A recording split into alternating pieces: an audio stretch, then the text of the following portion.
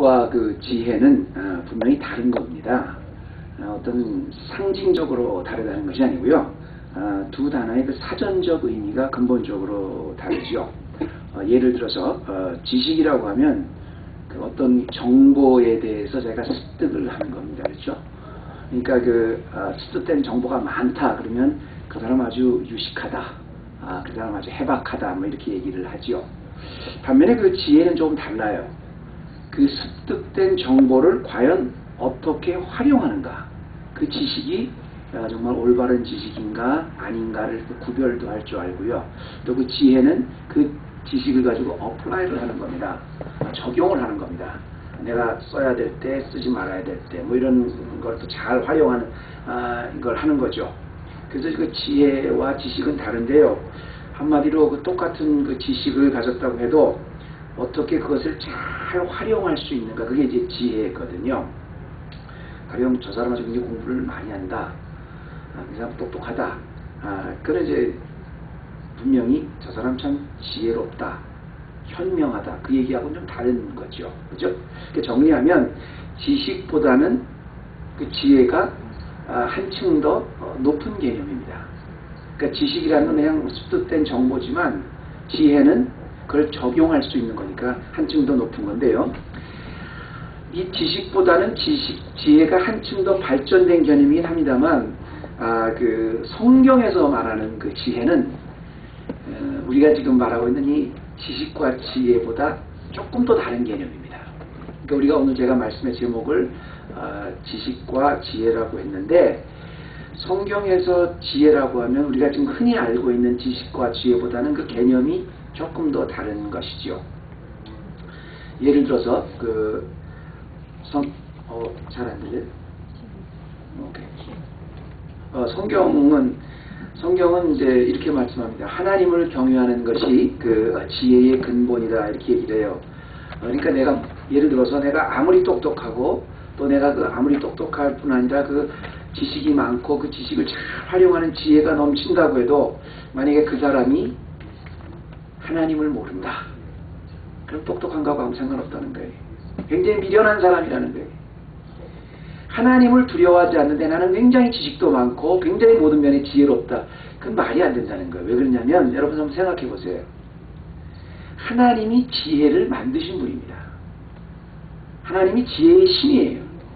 근데 그 지혜의 근원이신 하나님을 모르면서 내가 지혜롭다, 내가 똑똑하다고 어떻게 표현할 수 있냐는 거예요. 오죽하면 바울이 우리에게 그렇게 표현을 했습니다. 사람의 지혜로운 것이 하나님의 미련함보다 못하다고 했어요. 그러니까 하나님의 미련한 것이 사람이 가장 지혜롭다는 것보다 훨씬 낫다는 겁니다. 또 야고보서에는 너에게 지혜가 부족하냐? 그렇다면 후히 주시고 꾸짖지 아니하시는 하나님께 구하라, 그러면 지혜를 주시리라, 이렇게 말씀을 합니다. 그래서 우리 그리스도인들은 항상 주님이 주신 지혜, 주님이 주신 지혜로 무장하고 있어야 되는데요. 더더구나 우리가 아주 급박한 상황을 당했다, 어떤 위기 상황을 당했다, 그랬을 때는 무엇보다 하나님이 주신 지혜가 있어야 승리할 수 있다, 이겁니다. 결국은 이제 지식보다 더 높은 개념인 이 지혜조차도 만일 하나님이 주신 지혜가 아니면 굉장히 불안한 것이라는 거죠.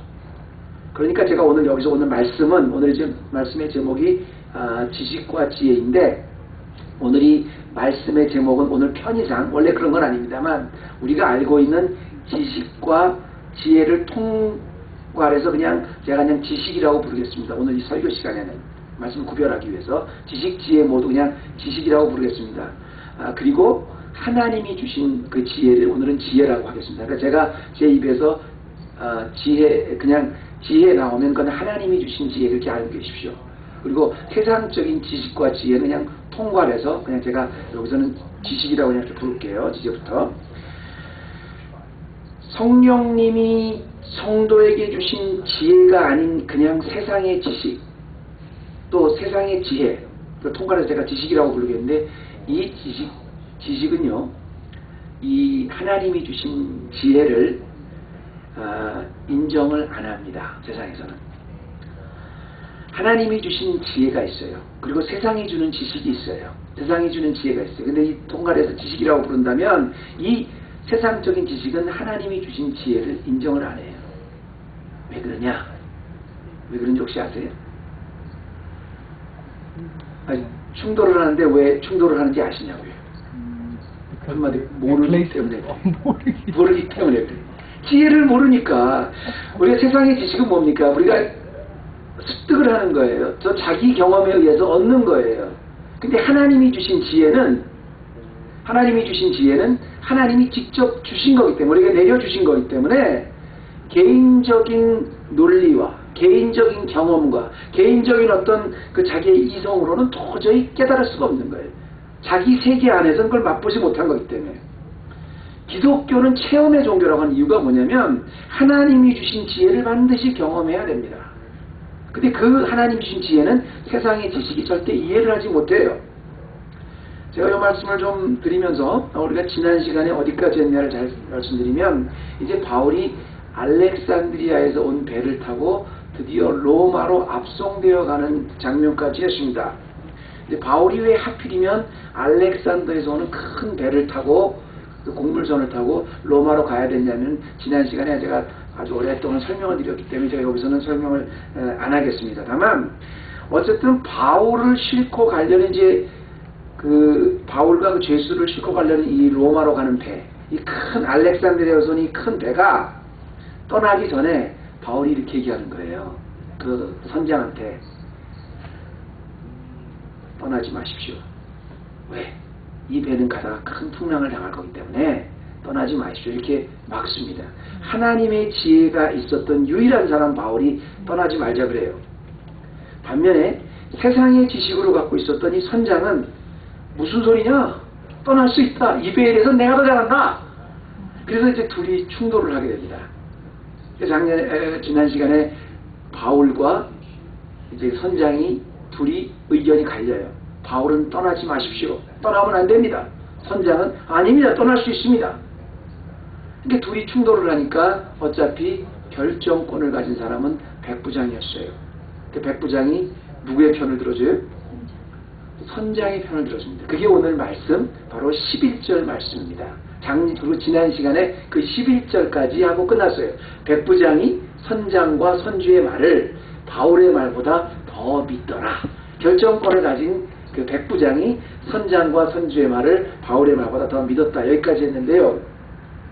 지난 시간에 우리가 여기까지 하고 끝났습니다. 여기까지 하고 끝나고, 이게 그러니까 마지막 지난 시간에 그 설교 말씀이었었다면, 오늘 또 시작하는 말씀이 바로 백부장의 선장과 선주의 말을 바울의 말보다 더 믿더라인데요. 쉽게 말하면 선장이나 선주나 이 백부장이나 다 세상적인 지식으로 무장되어 있는 사람이에요.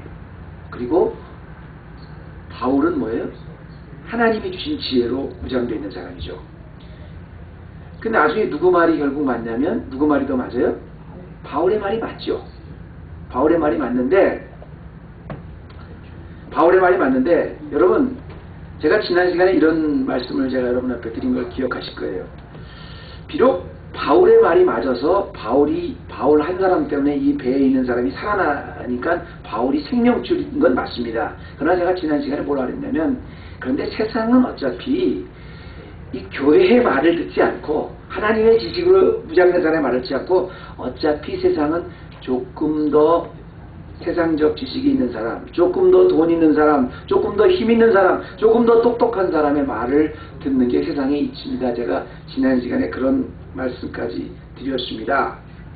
왜 세상은 하나님의 지혜로 무장된 사람의 말을 듣지 않고 세상의 지식과 세상의 힘이 조금이라도 더 있는 사람의 말을 들을까? 그건 당연한 거죠. 당연한 건데, 그 당연한 이유는 제가 나중에 좀 설명을 드리겠습니다만, 신기한 것은 뭐냐면, 이 배 안에는 이제 하나님의 지혜로 무장된 바울이 있었고, 나머지는 다 세상의 지혜로 무장된 사람들인데요. 이 세상의 지식으로 무장된 사람들 사이 안에서도 또 의견이 나눠요. 내가 잘났다, 네가 잘났다. 아니, 내가 옳다, 네가 옳다.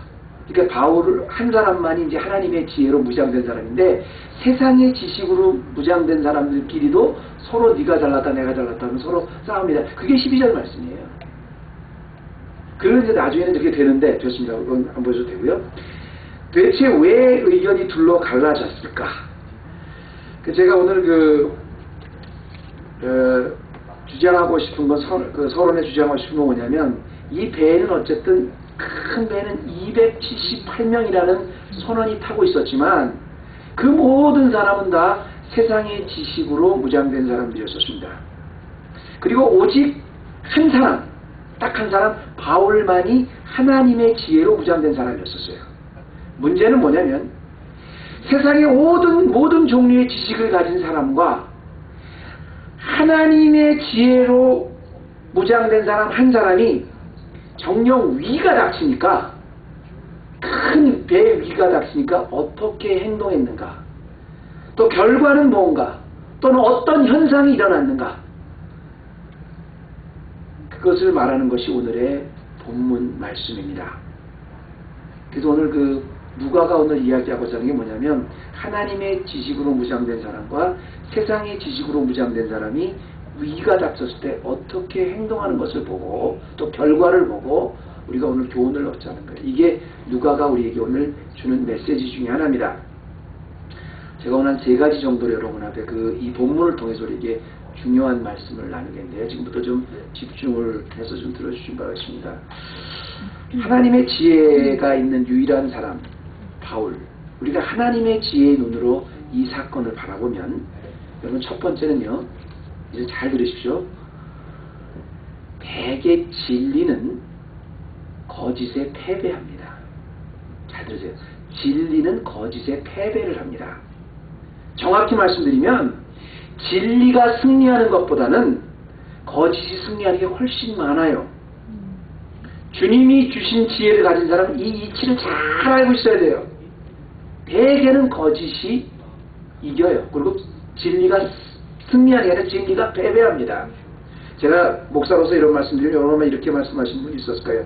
아니 무슨 목사님이 그런 말씀을 하십니까? 어느 순간에도 진리를 승리합니다.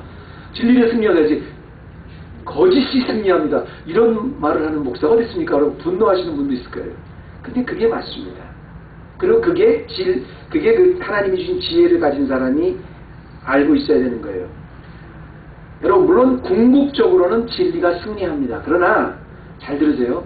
궁극적으로 진리가 승리한다는 말은 뭐냐면, 역사적인 시각으로 하나님께서 이 역사를 주관하시기 때문에 하나님의 때에 하나님의 방법으로 하나님이 그 진리를 드러나게 하실 때가 있습니다. 반드시. 그 얘기지, 우리가 삶 속에서, 우리 생활 속에서 거짓이 언제나 드러나고 언제나 진리가 승리하는 것처럼 그렇게 믿고 있으면 지혜롭지 못한 거예요. 왜냐하면 그렇지 않기 때문에. 하나님의 때에 하나님이 진리는 반드시 드러나게 역사적으로 그렇게 하십니다. 그러나 일반적으로는 우리가 드라마같이 그렇게 항상 진리가 승리하는 게 아니라 진리가 거짓에 많이 패배합니다. 감춰져요. 그거 분명히 알고 있어야 돼요. 근데 이 법칙을 깨닫지 못하면 진리가 거짓에 패배한다. 이 법칙을 깨닫지 못하고 있으면요, 거짓이 우리 삶 속에 승리할 때마다 무슨 결과가 있냐면, 아니 하나님 살아계신다면서 이게 무슨 일이, 이런 일이 있어요? 아니 기도했는데 왜 안 들어줘요? 아니 당신은 교회라는데 교회가 왜 이렇게 세상보다 힘이 없어요? 이런 끊임없이 이런 도전에 계속 퀘스천을 받게 됩니다. 이건 뭐냐면, 아무리 성도라도 주님의 주신 지혜가 없으면 진리가 어떤 식으로 승리하는 그 역학을 잘 몰라서 그래요. 우리는 오직 권선징악, 인과응보, 선한 사람은 복을 받고 나쁜 사람은 벌을 받고, 끝에 가서는 항상 선한 사람은 칭찬을 받고 나쁜 사람은 이렇게 흥분놀부 같이 그런 역학적인 사고방식에만 젖어 있어 그러는데요. 성령님이 나라는 교회를 통해서 복음을 이끌어 가시는 그 역사를 가만히 들여볼 줄 아는 지혜가 있는 사람은 그렇지 않다는 걸 알아요. 세상은요, 원래 거짓이 진리를 이기는 것이 당연한 것처럼 되어 있어요. 지식이 지혜를 이기는 것처럼, 지배하는 것처럼 그렇게 보이는 것이 사실은 맞는 얘기입니다. 지혜는 성령님이 이끄시는 길을 우리가 따라가는 게 그게 지혜거든요. 근데 이걸 보면요, 세상의 입장에서 보면 하나님의 지혜를 가진 사람을 지혜로 따져보면 지식이 지혜를 듣지 않고 거기에 지배당할 수밖에 없습니다. 안 들을 뿐만 아니라 하나님의 지혜가 없는 사람들의 입장에서 하나님의 지혜가 있는 사람들을 보면 그걸 미쳤다 그럽니다. 보통. 제 말이 아니라 성경에 이렇게 나와요. 우리가 지난 시간에 나왔잖아요. 베스도 총독 보세요. 베스도 총독이 얼마나 바울을 호의했던 사람입니까? 호의적이었던 사람입니까? 바울이 무죄 있는 거 알았어요. 어떻게든지 바울을 좀 살려주려고 했어요.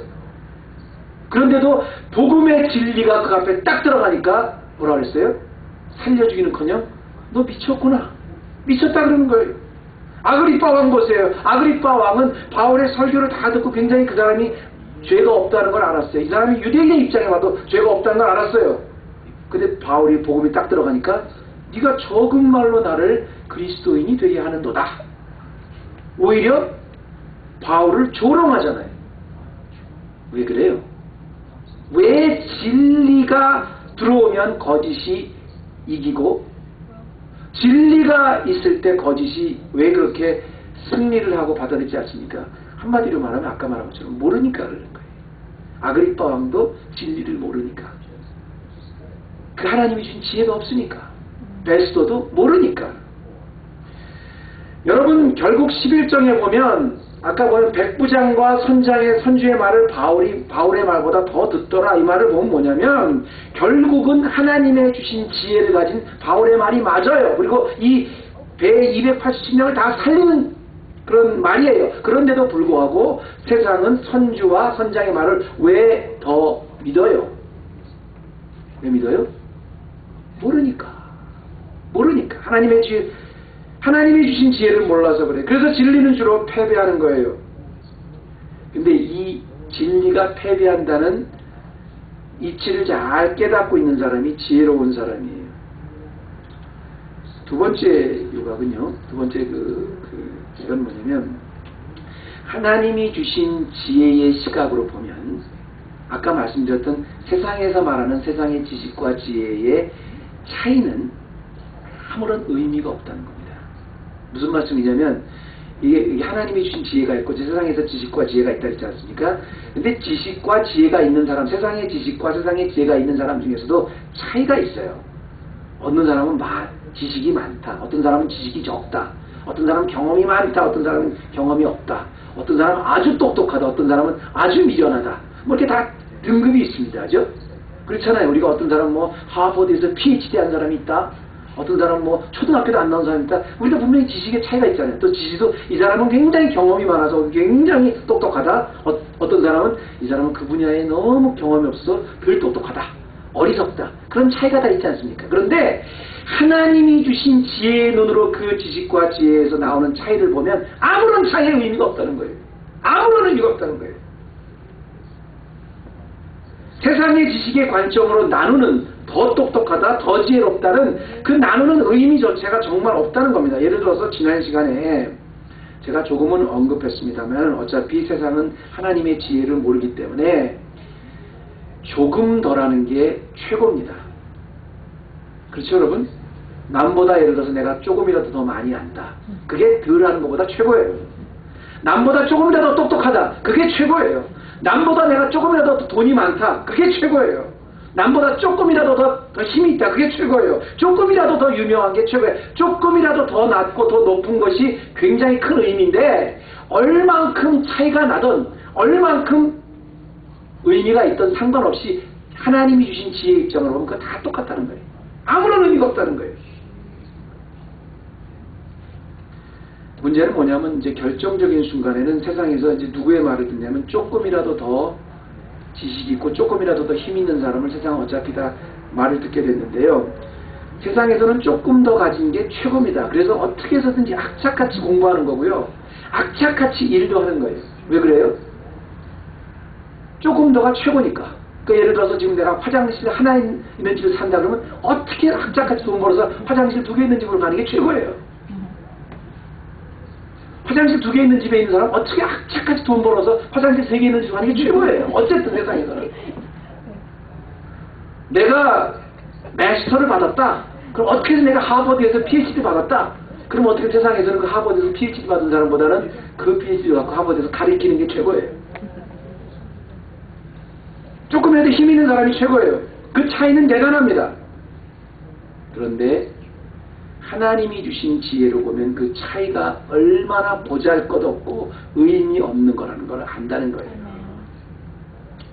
지금 여기 알렉산드리아에서 떠난 배가요, 로마라는 거대한 제국에 곡물을 싣고 가는 배입니다. 그런데 제가 이런 말씀 드렸습니다. 로마의 식량을 싣고 가는 배에서 그때 당시에 제국 중에서 로마보다 더 뛰어난 제국은 없습니다. 최고의 제국이었어요. 가장 강력한 제국이었어요. 거기다가 식량을 싣고 가는 배니까 더 중요한 배는 없는 거예요. 여러분, 아무리 중요한 거라 그래도 밥 먹는 것보다 더 중요한 게 있어요? 우리의 생명은 없잖아요. 그러니까 최고의 나라의 최고의 중요한 그 배가 가는 건데요. 그러니까 일반 그 뭐 돛담배도 뭐 이런 거하고 완전히 틀리겠죠. 당연히 이 배가 항해할 때도 최고의 경험이 있는, 조금이라도 이 배의 항해를 잘 아는 사람이 가게 되고 그 백부장과 선장과 선주의 말을, 조금이라도 잘 아는 선장과 선주의 말을 듣는 게 당연한 겁니다. 중요한 것은 말입니다. 일단 항해를 떠나고 나서 어려운 일이 닥치니까 최고의 배의 최고의 경험을 가지고 최고의 메인테넌스를 한 배나 돛담 배나 아무런 차이가 없다는 거예요. 바울이 예견한 대로 이 배는 이제 앞으로 가다가 이제 유라굴라라는 큰 광풍을 만드는데 아직 광풍을 만나기도 전이에요. 만나기도 전에 얼마나 그 자기네가 최고고 더 낫다는 게 의미가 없다는 걸 지금 보여주는 말씀이 이 말씀인데요. 여러분, 제가 요거를 좀 하기 위해서 11절 말씀을 보면 어떤 이 바울의 말보다 이제 선장과 선주의 말을 받고 이렇게 떠나는데요. 이 떠나고 나니까 이 세상의 지식과 세상의 지혜로 무장된 사람들이 그 안에서도 또 얼마나 또 자기네 도토리 키재기로 그 지식과 지혜를 자랑하는 게 바로 12절에 나오는데요. 자, 보십시다. 그 항구가 과동하기에 불편함으로 거기서 떠나 아무쪼록 베닉스에 가서 과동하자 하는 자가 더 많으니 베닉스는 그레데 항구로 한편은 동북을 한편은 동남을 향하였더라. 이렇게 나오는데요. 이 말이 무슨 말인지 제가 잘 설명해 드리겠습니다. 제가 지도를 한번 잠깐만 다시 보여주세요. 그 제목 뒤에 지도가 있는데 지난번에 나왔던 여러분, 이제 이 지도를 좀 살펴보시면요. 지난번에 여기서 떠나서요. 이렇게 쭉 떠나서 여기까지 오는 과정에 대해서는 제가 이제 설명을 좀 드렸고요. 어쨌든 그레데라는 섬으로 이렇게 여차여차해서 여기까지 오게 됐습니다. 그래서 미항이라는 이 페어 헤븐이라는 여기까지 왔는데, 여기까지 왔습니다. 그래서 이제 결국은 로마까지 가야 되는 건데, 자, 여기서 과연 이 바울은 떠나야 됩니다. 바울은 떠나면 안 됩니다. 또 선장은 떠날 수 있습니다. 바울은 떠나면 안 됩니다. 선장은 떠날 수 있습니다.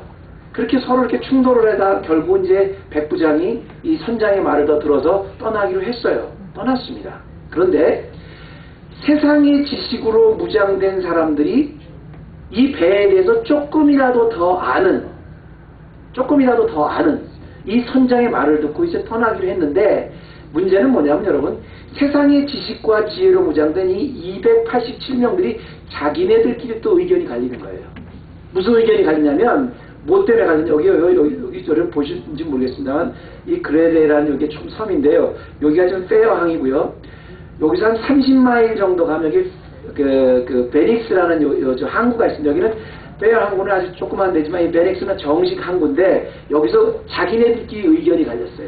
바울과는 상관없이 뭐 때문에 의견이 갈렸냐면, 우리가 가기는 가되 떠나긴 떠나되 일단 지금 겨울에는 좀 떠나기가 힘드니까 이 겨울을 나야 돼. 왜냐면 겨울에는 여기 이 지형 때문에 겨울 나이가 힘들다 합니다. 그래서 어쨌든 여기서 나지 말고, 여기서 겨울을 나지 말고 숙소도 좀 있고 더 좋은 여기 한 30마일 되는 베닉스라는 지역에 가서 우리가 겨울을 나고 그리고 떠납시다. 아니면 여기서 겨울을 나고 그리고 떠납시다. 떠나긴 떠나는데 여기서 겨울을 지내고 떠나는 사람 반, 아니면 베닉스라는 데 가서 겨울을 지나고 그리고 떠나는 사람 반, 자기네들끼리 나눈 거예요. 그러니까 세상에 지식이 있는 사람들끼리도 나눈 거예요. 근데 세상에 지식이 있는 사람들끼리 중에서도 또 누가 더 많았냐면, 기왕이면 30마일 더 가서 베닉스라는 곳에서 겨울을 나고 떠나자. 그 사람들이 더 많았다는 얘기입니다. 그래서 거기서 베닉스에 가서 겨울을 지나고 떠나자는 사람들의 말을 듣고 떠난 거예요. 그러니까 세상의 지식으로 무장된 사람 중에서도 선장은 가장 노련한 사람이죠. 떠나긴 떠나는데 여기서 그 겨울을 나지 말고 겨울을 나고 떠나지 말고 이 베닉스라는 곳에 가서 겨울을 나지. 이건 아주 가장 노련한 사람이 세상의 지식이 있는 사람 중에서도 더 노련한 사람이 이야기하는 게 바로 베닉스에 가서 겨울을 나고 떠나자는 걸로 보면 됐습니다. 재밌는 건 뭐냐면 세상에 지식이 있는 사람 중에서도 가장 경험이 있는 사람, 가장 경험이 이 배를 잘하는 사람이 그냥 간 것도 아닙니다. 그것도 또 아주 굉장히 그레데라는 이 섬을 아주 가까이 조심스럽게 신중하게 풍랑을 안 만나기 위해서 간 거예요. 떠난 거예요. 멀리 간 게 아니라 요 베닉스까지 가는데 아주 풍랑을 만나지 않게 아주 조심스럽게 인간적인 지식으로 보면 할 건 다 한 거예요. 진짜 이거 이상도 안전한 길은 없어요. 그런데 금상첨화로 일단 떠나고 나니까 참 운명의 장난이죠. 미풍이 살 불어주는 거예요. 딱 떠나니까 아주 멀리 온 것도 아니라 그 섬 가까이서 가는데 가장 안전한데 남풍이 이렇게 쑥 불어주니까 자연스럽게 배가 싹 들려가니까 모든 사람들이 다 어떻게 하냐면 거봐 떠나길 잘했잖아. 내가 이 배에 대해서는 나보다 잘하는 사람 있으면 나와보라 그래. 안 떠났으면 어쩔 뻔했어. 그래서 이 사람들이 박수를 막 치는 겁니다. 마침 거기다 미풍이 싹 불어주니까 얼마나 좋겠어요. 그랬더니 저 아까 12절 말씀 다시 봐주실래요? 12절 말씀 봐주시면 그 항구가 과동하게 한편 동남을 향하던데 13절 말씀 죄송합니다. 13절 말씀에 보니까 남풍이 순하게 불며 저희가 불귀한 줄 알고 다스를 감아 그레데 해변을 가까이 they thought they had obtained what they wanted when a gentle south wind began to blow. 갑자기 떠나자마자 이게 어쩐 일입니까? 남풍이 순하게 불어주는 거예요. 그러니까 자기가 득이한 줄 알고 이제 뭐 하냐면 해변 가까이서 단내릴 준비하면서 봐라 잘 떠났지. 안 떠났으면 어쩔 뻔했니. 거기다 하나쯤 더 나간 뭐예요? 바울을 보고 그 바울이라는 이상한 사람 그 사람 말 들었으면 어쩔 뻔했어. 이렇게 우리가 아주 완벽하게 내 경험 있는 사람 말을 듣는 게 좋은 거야. 어른 말 들으면 손해 날 거 없어. 이러고 지금 편안하게 있는 거예요. 운명의 장난이죠. 그 말이 끝나자마자 14절 Before the ink was dry.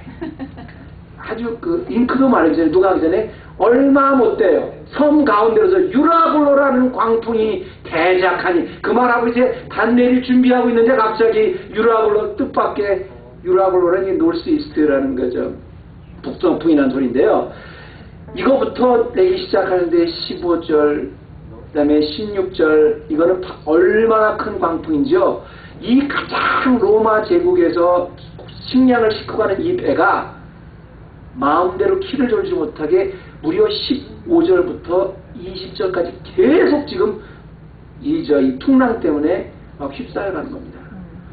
여러분 아무리 우리가 그 앞날을 모른다고 하더라도 우리 분야에서 내가 확실한 건 있잖아요. 최선 다하고 하잖아요. 그런데 그렇게 내가 확실하고 그렇게 내가 남보다 많이 알고 이 부분에 대해서 내가 전문가라고 하는 것도 단 한 치약 얼마 후를 모르는 게 세상의 지식입니다. 어차피 세상에서는요 조금 더가요. 조금 더가 최고입니다. 그런 사람한테 대접을 해줘요. 조금 더 돈 있는 사람한테 대접을 해줘요. 조금 더 힘 있는 사람한테 대접을 해줘요. 그래서 그런 사람들 교만하죠. 근데 그 교만 중에서도요 조금 더 안다. 남보다 조금 더 안다는 그 지식의 교만이 가장 무섭습니다. 그게 가장 안 없어져요. 왜냐하면 다른 뭐 돈이라든가 명예라든가 권력이라는 건 제가 뺏을 수도 있고 이럴 수도 있지만 이 지식은 자기밖에는 모르는 거예요. 그래서 너 몰라서 그래. 이 지식이라는 게 지식의 교만에 대단한 건데요. 그런데 그 가장 교만 중에서 대단하다는 지식적 교만조차도 하나님이 주신 지혜의 눈으로 보면 그게 얼마나 의미 없는가를 아주 확실하게 보여주는 거예요. 여기서 뭐가 부족합니까? 소프트웨어가 부족해요? 아니잖아요. 가장 경험 많은 선장이 운전하고 이 하드웨어가 부족해요? 아니요. 가장 든든한 배가 가는 거잖아요. 근데 한번 그 말이 끝나자마자 유라굴로라는 광풍이 대작하니까요. 꼼짝 못해서 그냥 15절, 16절, 17절 막 이리저리 밀려다니는 모습을 지금 우리가 보고 있는 겁니다. 저는 이걸 보면서 이런 생각했어요. 여러분 이번에 라스베가스 참사 보셨죠? 먼저는 이제 슬픔 당한 그 가족들에게 큰 애도를 표합니다. 근데 저는 라스베가스 이번에 그 참사를 보면서 그 끔찍한 참사 현장에서 뭐가 생각이 났냐면 미국 역사의 가장 큰 총기 사고라고 하는 이 현장에서 하나 떠오르는 단어가 있었어요. 인간은 참 미약하다. 어리석다. 왜? 여러분 한번 생각해 보세요. 제가 그 비디오로 유튜브로 보니까 그 이제 뉴스에서 나오는 비디오로 보니까 일단 막 총기가 난사되는데요. 앞에서 공연하고 있던 사람은 총기가 막 난사되는 그 순간에도 그런지도 모르고 그냥 계속 공연하는 무슨 시끄러우니까 사람이 많으니까 그렇게 인간은 모르는 거예요. 수천 발의 총알이 날라오기 시작했는데도 모르는데 하물며 거기 오기 전에 그런 사고가 일어날 거라고 누가 예상을 했겠습니까? 아니 라스베가스가 무슨 마맨팝이 아니잖아요. 공연 한두 번 해본 데가 아니라 세계 최고의 무대잖아요. 그럼 준비를 얼마나 잘했겠습니까? 미국이 무슨 원시국가도 아니고요. 가장 문명국가에서 가장 발달된 시설에서 가장 노련한 사람들이 준비한 무대인데 총기 난사하니까 그 순간에도 몰라요. 내가 남보다 조금 더 경험이 있다. 내가 남보다 조금 더 안다. 이 분야에서 내가 전문가다. 내가 조금 더 가졌다. 내가 조금 더 아는 사람 많다. 내가 조금 더 지혜롭다. 하나님이 주신 지혜를 보면 무슨 의미가 있겠습니까? 오늘 한번 얘기했지만 옛날에 제가 동부했을 때 스노우스톰이 아니라 그 아이스톰 한번 가니까 야 내가 그때 현대 소나타 타고 다녔었는데 현대 소나타나 10만 불짜리 멀세디스나 딱 막혀서 못 가는 건 다 마찬가지입니다. 아무 의미가 없는 거예요. 마지막입니다. 하나님의 주신 지혜의 눈으로 보면 하나님이 주신 지혜만이 미래를 제시하는 예지력이 있다는 겁니다. 주님의 지혜가 아닌 하나님 주신 지혜가 아닌 세상적 지식과 세상적 지혜 관점은 죽었다 깨어나도 절대 앞을 맞추지 못해요. 뭐냐면 과연 이제 우리가 현재나 과거에 대해서 우리가 얘기할 수 있어요. 지식 갖고 지혜 갖고나 이 앞날에 대해서는요 전혀 모릅니다. 하나님이 주신 지혜만이 예지력인데 이게 쭉 이제 광풍을 맞아서 15절 또 16절 제가 한 절 하지 못하겠습니다만 17절, 18절, 19절까지 전부 광풍에 쓸려다니는 그런 모임인데 20절 한번 봐주실래요? 이게 지금 한 절씩 성경을 여러 날 동안 해와 별이 보이지 아니하고 큰 풍랑이 그대로 있음에 구원의 여망이 다 없어졌더라. 얼마나 풍랑이 심하면 여기저기서 다 이제 아예 희망이 없어졌어요. 아 우리 죽게 되는구나. 이거 지금 쌀을 싣고 이게 중요한 게 아니라 죄수가 중요한 게 아니라 이제 이 큰 선장이 보고 다 죽겠구나. 희망이 다 없었어요. 그때 오직 하나님의 지혜를 갖고 있었던 바울이 한 말을 보세요. 21절에 여러 사람이 오래 먹지 못했음에 바울이 가운데 서서 말하되 여러분이요 내 말을 듣고 하나님의 지혜를 받은 내 말을 듣고 글에 대해서 떠나지 아니었다면 이 타격과 손상을 면하였다면 좋을 뻔하였느니라. 그때는 그렇게 떠나지 말아야 되는데 떠나면서 의기양양해서 봐봐 우리가 바울 말 들었으면 큰일 날 뻔했잖아. 순풍까지 들어오니까 의기양양하다가 열한 달 동안 그 대풍에 막 시달려서 하고 나니까 그때 바울이 내가 떠나지 말라 그러지 않았습니까? 근데 안 들었잖아 그때.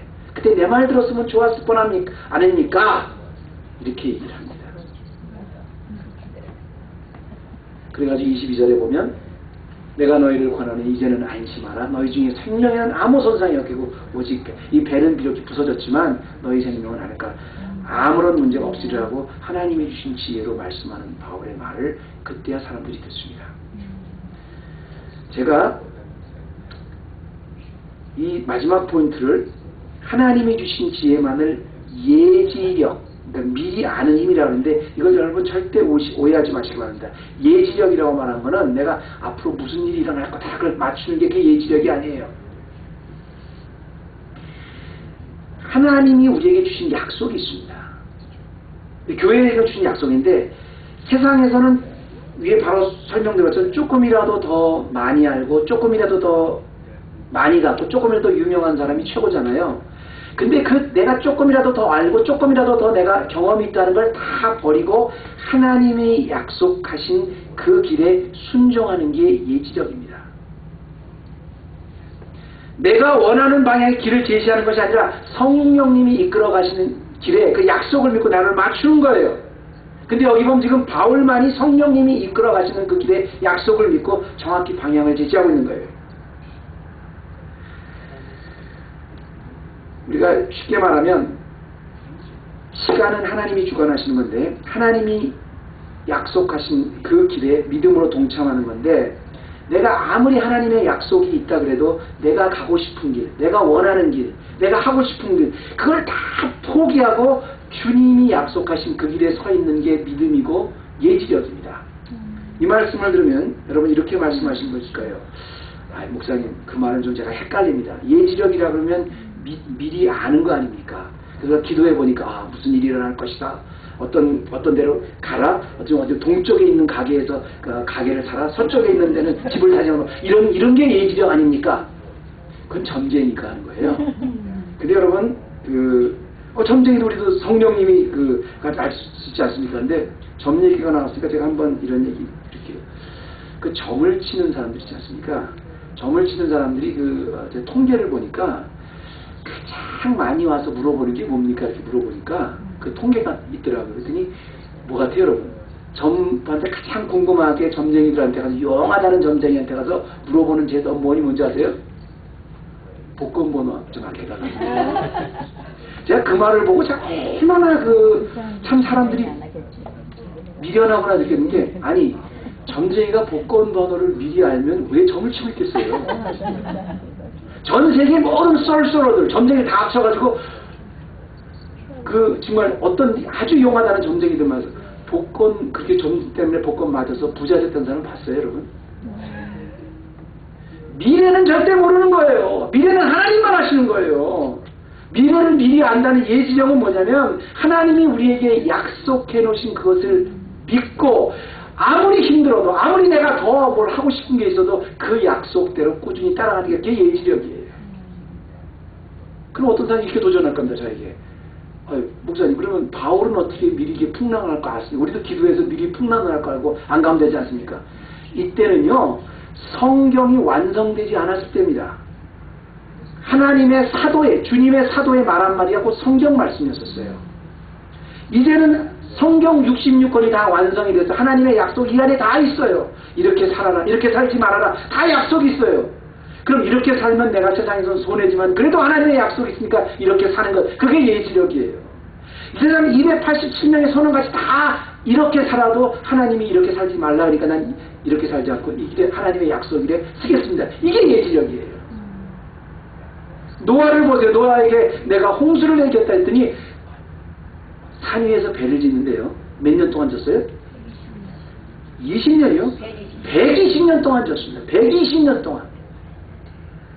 그럼 그동안에 여러분 생각해보세요. 그것도 산 꼭대기에서 해는 멀쩡한데 쨍쨍한데 사람들이 아니 너 뭐하는 짓이냐. 120년 동안 네 일생 동안 배만 짓고 살아. 막 비난했을 거 아니에요. 놀렸을 거 아니에요. 배 짓지 말고 좀 이렇게 살아. 그래도 하나님이 약속하신 거니까 무라라산 위에서 계속 배를 짓는 겁니다. 바울이 이 배가 안전하지 않다고 하나님이 약속해 주셨어요. 내가 복음을 이제 로마로 옮겨간다. 근데 그 약속을 믿고 287명의 선원들은 다 갈 수 있다. 지금 가야 된다. 지금이 기회다. 그런데도 가지 마십시오. 이게 예지력입니다. 하나님의 약속은 반드시 이루어집니다. 확실히 믿고 누가 뭐래도 그 길에 서 있는 것, 이게 영적 예지력이고 믿음인데요. 저는 여러분에게 이렇게 도전을 마치고 말씀을 좀 들었으면 좋겠습니다. 우리 모두가 교회입니다. 세상에 있다가 세상 밖으로 불러낸 하나님의 교회들이에요. 이 세상에는 278명의 선원과 같은 세상의 온갖 지식과 세상의 온갖 지혜로 무장된 사람들이 다 있어요. 그 사람들 똑똑해 보여요. 그리고 어떨 때 보면 우리가 전혀 지혜롭지 못한 사람같이 보일 수도 있어요. 그러나 전혀 지혜롭지 못해 보였던 하나님의 지혜로 보였던 바울 한 사람이 이 278명 전원을 살린 것처럼 어떠한 상황에서도 내가 어떤 환경을 마친다고 할지라도 다른 것 의지하지 않고 하나님의 약속의 말씀 우직하게 믿고 의지해서 나뿐 아니라 여러분 주위에 있는 모든 선원과 같은 세상 사람들, 세상 가족, 세상 친구들을 다 살릴 수 있는 헤브론의 모든 성도님들 되시기를 주님의 이름으로 축원합니다. 기도하십시다. 하나님 아버지 감사합니다.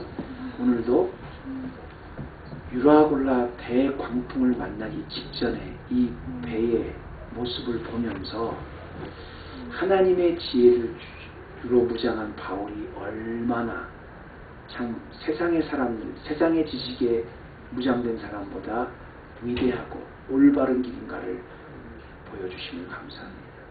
세상은 어차피 조금 더가 판치고 힘이 있는 세상이지만 그 조금 더의 유혹에 빨려가는 것이 아니라 하나님의 약속의 길에 언제든지 서서 승리하고 살아날 뿐 아니라 내 주위에 있는 사람도 다시 살아낼 수 있는 우리 헤브론의 모든 교회 되게 하여 주시옵소서.